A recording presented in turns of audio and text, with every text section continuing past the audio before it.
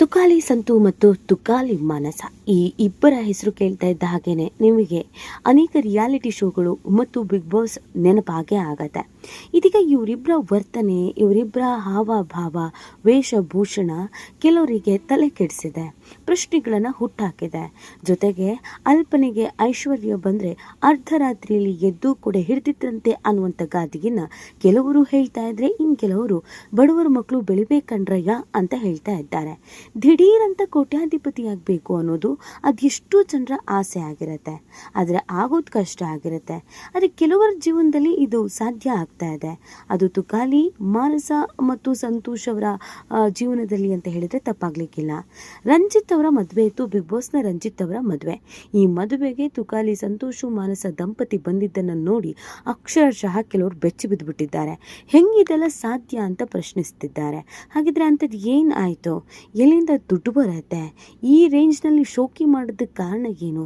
ಇದೆಲ್ಲವನ್ನ ಈ ವಿಡಿಯೋದಲ್ಲಿ ಹೇಳ್ತಾ ಹೋಗ್ತೀವಿ. ಆದರೆ ಇಲ್ಲಿವರೆಗೂ ನಿಮ್ಮ ಮೆಗಾ ಸುದ್ದಿಯನ್ನು ಸಬ್ಸ್ಕ್ರೈಬ್ ಮಾಡಿಲ್ಲ ಅಂದರೆ ಸಬ್ಸ್ಕ್ರೈಬ್ ಮಾಡಿ. ಹೆಚ್ಚಿನ ಮಾಹಿತಿಗಾಗಿ ಬೆಲ್ ಐಕಾನ್ ಪ್ರೆಸ್ ಮಾಡೋದನ್ನು ಮರಿಬೇಡಿ.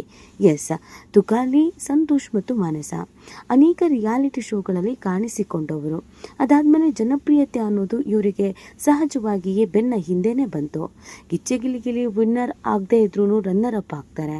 ಬಿಗ್ ಬಾಸ್ನಲ್ಲಿ ಗಂಡ ಹೆಂಡತಿ ಇಬ್ಬರೂ ಕೂಡ ಒಂದಷ್ಟು ಸಂಭಾವನೆಯನ್ನು ಪಡ್ಕೊಂಡು ಒಂದಷ್ಟು ದಿನಗಳ ಕಾಲ ಇರ್ತಾರೆ. ಮಜಾ ಭಾರತದಲ್ಲೂ ಕೂಡ ಕಾಣಿಸ್ಕೊಳ್ತಾರೆ, ಕಾಮಿಡಿ ಕಿಲಾಡಿಗಳಲ್ಲೂ ಕೂಡ ಕಾಣಿಸ್ಕೊಳ್ತಾರೆ. ಹಾಗೆಯೇ ಅನೇಕ ರಿಯಾಲಿಟಿ ಶೋಗಳು ಯಾವುದೆಲ್ಲ ನಡೆದಿದ್ವೋ ಅದರಲ್ಲಿ ಇವ್ರುಗಳು ಇದ್ರು. ಆದರೆ ಇವ್ರು ಇವಾಗ ಮೊದಲಿಗೆ ಇದ್ದ ರೀತಿಗೂ ಈಗಿರೋ ರೀತಿಗೂ ವ್ಯತ್ಯಾಸ ಇದೆ.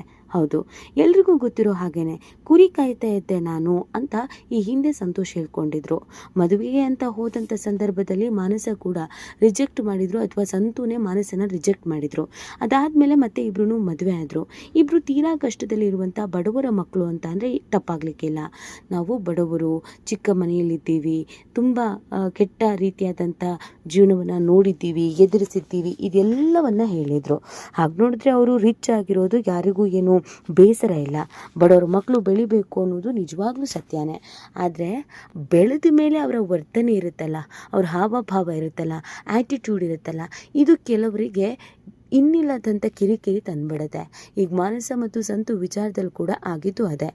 ಶೋ ಆಫನ್ನು ಎಷ್ಟು ರೀತಿಯಲ್ಲಿ ಮಾಡಿದ್ರು, ಯಾವ್ಯಾವ ರೇಂಜ್ನಲ್ಲಿ ಮಾಡಿದ್ರು ಅನ್ನೋದನ್ನು ಹೇಳ್ತೀವಿ ಕೇಳಿ. ಹೌದು, ಇತ್ತೀಚೆಗೆ ಅಂದರೆ ಕಳೆದ 2 ದಿನದಲ್ಲಿ ರಂಜಿತ್ ಅವರ ಮದುವೆ ಇತ್ತು, ಬಿಗ್ ಬಾಸ್ನ ರಂಜಿತ್ ಅವರ ಮದುವೆ. ಈ ಮದುವೆಗೆ ಮಾನಸ ಮತ್ತು ಸಂತು ಇಬ್ಬರೂ ಬರ್ತಾರೆ. ಮದುವೆ ಊಟ ಮುಗಿಸ್ಕೊಂಡು ತುಕಾಲಿ ಸಂತು ಹಾಗೂ ಮಾನಸ ಇಬ್ಬರೂ ಹೊರಗಡೆ ಬರ್ತಾರೆ. ಹೊರಗಡೆ ಬರ್ತಿದ್ದ ಹಾಗೇನೆ ಕೆಲವು ಯೂಟ್ಯೂಬರ್ಸ್ಗಳು ಪ್ರಶ್ನೆ ಮಾಡ್ತಾರೆ, ಏನು ಮೇಡಮ್ ಇಷ್ಟು ದೊಡ್ಡ ಸರ ಹಾಕ್ಕೊಂಡಿದ್ದೀರಾ ಅಂತ. ಹೌದು, ಆ ತಾಳಿ ಸರ ನೋಡಿದ್ರೆ ನೀವು ಕೂಡ ಗಾಬರಿ ಆಗಿಬಿಡ್ತೀರಾ. ಈ ಹಿಂದೆ ಗೋಲ್ಡ್ ಸುರೇಶು ಮತ್ತು ವರ್ತೂರು ಸಂತೋಷು ಯಾವ ರೇಂಜ್ನಲ್ಲಿ ಬಂಗಾರವನ್ನು ಹಾಕ್ಕೊಳ್ತಿದ್ರೋ ಅದಕ್ಕಿಂತ ದುಪ್ಪಟ್ಟು ಹೆಚ್ಚಿರುವಂಥ ತಾಳಿ ಸರ. ನಿಮ್ಗೆಲ್ರಿಗೂ ಗೊತ್ತಿರೋ ಹಾಗೆಯೇ 10 ಗ್ರಾಮ್ ಚಿನ್ನದ ಬೆಲೆ ಈಗ 1,00,000 ದಾಟ್ ಹೋಗಿದೆ. ಮಧ್ಯಮ ವರ್ಗದವರು ಚಿನ್ನ ಖರೀದಿ ಮಾಡಬೇಕು ಅಂದರೆ ಅಕ್ಷರಶಃ ಕೈ ಸುಡ್ತಾ ಇದೆ. ಹೀಗಿರಬೇಕಾದ್ರೆ ಮಾನಸ ತುಕಾಲಿ ಸಂತು ಧರಿಸಿರುವಂಥ ಈ ಹೊಸ ಮಾಂಗಲ್ಯ ಸರ ಎಲ್ಲರ ಕಣ್ಣನ್ನು ಕುಕ್ಕಿಸಿದಂತೂ ಸತ್ಯ. ಹಾಗೆಯೇ ಪ್ರಶ್ನೆ ಮಾಡ್ತಾರೆ, ಈ ಸರ ಹೇಗೆ ಬಂತು ಮೇಡಮ್, ಸರ ಕೊಡಿಸಿದ ಏನು ಕತೆ ಅಂತ ಕೇಳ್ತಾರೆ. ಅದಕ್ಕೆ ಅವ್ರ ಉತ್ತರ ಹೇಗಿತ್ತು ಅಂತ ಅಂದರೆ, ಚಿನ್ನದ ಸರ ಇದು, ಎಷ್ಟು ಗ್ರಾಮು ಅಂತ ನೀವು ಕೇಳಬೇಡಿ, ಗ್ರಾಮ್ ಹೇಳಿದ್ರೆ ಪ್ರೀತಿ ಕಡಿಮೆ ಆಗುತ್ತೆ, 1 kg ಇರಬಹುದೇನೋ ಅಂತ ಹೇಳ್ತಾ ಅಯ್ಯೋ ಇದೆಲ್ಲ 1 kg ಇಲ್ಲ ಬಿಡ್ರಿ ಅಂತ ಮಾನಸನು ಹೇಳ್ತಾರೆ. ಆದರೆ ಇದನ್ನು ನೋಡಿ ಯಾರಿಗೂ ಬೇಸರ ಆಗಿಲ್ಲ.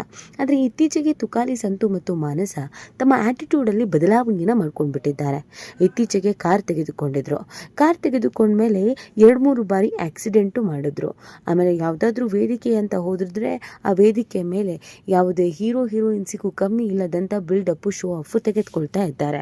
ಇನ್ನೂ ಹೆಚ್ಚು ಹೇಳಬೇಕು ಅಂತಂದರೆ ಇವರಿಗೆ ದುಡ್ಡೆಲ್ಲಿಂದ ಬರುತ್ತೆ ಅನ್ನೋದು ಅನೇಕರ ಪ್ರಶ್ನೆಯಾಗಿದೆ. ಸೊ ಇವರಿಗೆ ಒಂದು ರಿಯಾಲಿಟಿ ಶೋನಲ್ಲಿ 1 ಎಪಿಸೋಡ್ಗೆ 40,000 ರೂಪಾಯಿ ಚಾರ್ಜ್ ಮಾಡ್ತಾರೆ. ಗಂಡ ಹೆಂಡತಿ ಇಬ್ಬರೂ ಕೂಡ ರಿಯಾಲಿಟಿ ಶೋನಲ್ಲಿರೋದ್ರಿಂದ ಒಂದು ದಿನಕ್ಕೆ 80,000 ದುಡ್ಡು ಕೊಳ್ತಾರೆ. ಈ ಥರ ಶೂಟಿಂಗು ಒಂದು ತಿಂಗಳಲ್ಲಿ ಒಂದು 10 ರಿಂದ 12 ದಿನ ಇರುತ್ತೆ. ಸೊ ಅಲ್ಲಿಗೆ ಗಂಡ ಹೆಂಡತಿ ಇಬ್ಬರು ಸೇರಿ ರಿಯಾಲಿಟಿ ಶೋಗಳಿಂದ ಲಕ್ಷ ದುಡಿತಾರೆ. ಕೇವಲ ಇದಷ್ಟೇ ಆದಾಯದ ಮೂಲನೂ ಅಲ್ಲ, ಹೊರಗಡೆ ಸಾಕಷ್ಟು ಕಾರ್ಯಕ್ರಮಗಳು ನಡೀತಾನೆ ಇರುತ್ತೆ. ಊರ ಹಬ್ಬ, ಜಾತ್ರೆ, ಕನ್ನಡ ರಾಜ್ಯೋತ್ಸವ, ಆಕರಗ ಮತ್ತು ಮದುವೆಗಳು, ರಾಜಕಾರಣಿಗಳ ಫಂಕ್ಷನ್ಸ್ಗಳು, ಈ ಥರದ್ದು ಎಲ್ಲ ಫಂಕ್ಷನ್ಸ್ಗಳನ್ನು ಗಂಡ ಹೆಂಡತಿ ಇಬ್ಬರೂ ಒಪ್ಕೊಳ್ತಾರೆ. ಇಬ್ರಿಗೂ ನಗಿಸಿ ಬನ್ನಿ ಕಾಮಿಡಿ ಮಾಡಿ ಅಂತ ಅವಕಾಶಗಳನ್ನು ಕೊಡ್ತಾನೆ. ಇವರು ಹೊರಗಡೆ ಹೋಗೋದಕ್ಕೆ, ಸ್ಟೇಜ್ ಪ್ರೋಗ್ರಾಮ್ ಮಾಡೋದಕ್ಕೆ ಗಂಡ ಹೆಂಡತಿ ಇಬ್ಬರೂ ತೆಗೆದುಕೊಳ್ಳುವುದು 1,20,000. ಹೌದು, ಗಂಡ ಹೆಂಡತಿ ಇಬ್ಬರೂ ರಿಯಾಲಿಟಿ ಶೋಗಳಿಗಿಂತ ಹೆಚ್ಚಾಗಿ ಇದೀಗ ಹೊರಗಡೆಯ ಶೂಸ್ಗಳನ್ನು ತುಂಬ ಒಪ್ಕೊಳ್ತಾ ಇದ್ದಾರೆ. ಗಂಡ ಹೆಂಡತಿ ಇಬ್ಬರೂ ಲಕ್ಷಾನುಗಟ್ಟಲೆ ಚಾರ್ಜ್ ಮಾಡೋದ್ರಿಂದ ತಿಂಗಳಲ್ಲಿ ಏನಿಲ್ಲ ಅಂತ ಅಂದ್ರೂ ಒಂದು 4-5 ಈ ಥರದ ಔಟ್ಡೋರ್ ಶೂಟಿಂಗ್ಗಳು ಸಿಕ್ಕಿದ್ರೂ ಅಲ್ಲಿಗೆ ಕಾಸು ಬಂದುಬಿಡುತ್ತೆ. ಸೊ ಈ ರೀತಿಯಾಗಿ ಇಬ್ಬರೂ ತಿಂಗಳೆಲ್ಲ ಬ್ಯುಸಿ ಆಗಿರೋದ್ರ ಜೊತೆಗೆ ತಮ್ಮ ಜೀವನವನ್ನು ಕಟ್ಕೊಳ್ತಾ ಇದ್ದಾರೆ. ಇದು ನಿಜವಾಗ್ಲೂ ಖುಷಿ ವಿಚಾರ. ಯಾವುದೋ ಹಳ್ಳಿಯಿಂದ ಬಂದು ಬಡವ್ರ ಮಕ್ಕಳು ಈ ಥರ ಬೆಳೀತಾರೆ ಅಂತಂದರೆ ಸಂತೋಷ. ಆದರೆ ಬೆಳೆದ ಮೇಲೆ ದುರಹಂಕಾರ ತೋರಿಸ್ಬಾರ್ದು, ಬೆಳೆದ ಮೇಲೆ ದೌಲತ್ತು ತೋರಿಸ್ಬಾರ್ದು. ಇವರಿಬ್ಬರಿಗೂ ಸಕ್ಸಸ್ ಅನ್ನೋದು ತಲೆಗೇರಿಬಿಟ್ಟಿದೆ. ಆ ತಲೆಗೇರಿರೋದು ಕಮ್ಮಿ ಆಗಬೇಕು ಅಂತ ಕೆಲವರು ಕಮೆಂಟ್ ಹಾಕ್ತಿರ್ತಾರೆ, ಯಾಕಂದರೆ ಅವ್ರ ವರ್ತನೆ ಆಗಿದೆ. ಸೊ ಈ ಬಗ್ಗೆ ನಿಮ್ಗೇನು ಅನಿಸುತ್ತೆ ಅನ್ನೋದನ್ನು ನೀವು ಕೂಡ ಕಮೆಂಟ್ ಮಾಡಿ ನಿಮ್ಮ ಅನಿಸಿಕೆಯನ್ನು ತಿಳಿಸಬಹುದು.